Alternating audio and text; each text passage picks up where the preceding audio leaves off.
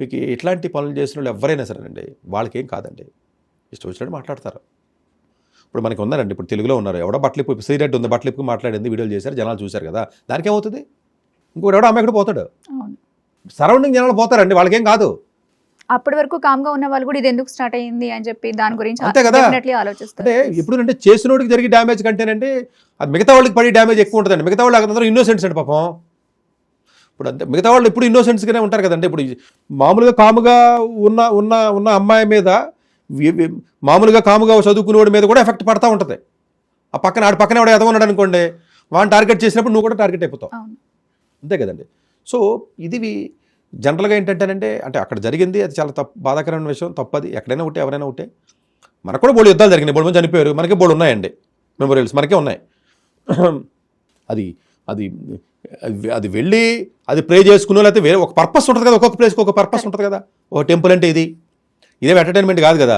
Cinema హాల్కి వెళ్ళి నువ్వు సినిమా చూసే ఉంటే అది ఎంటర్టైన్మెంట్. సరే నువ్వు గంతులేస్తావా లేకపోతే వేలేస్తావు, ఓకే అది ఎంటర్టైన్మెంట్ కదరా, పోన్లే అనుకుంటారు.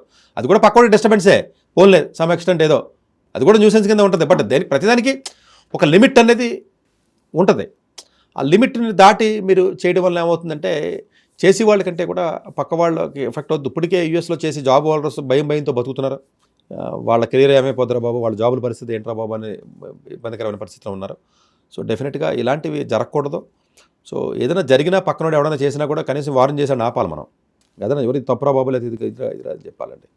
సో ఇది అన్ఫార్చునేట్ థింగ్ అండి యాక్చువల్గాను. డెఫినెట్గా అంటే ఒకసారి జరిగింది, రెండుసార్లు జరిగాయి, మూడోసారి అంటే కాదండి.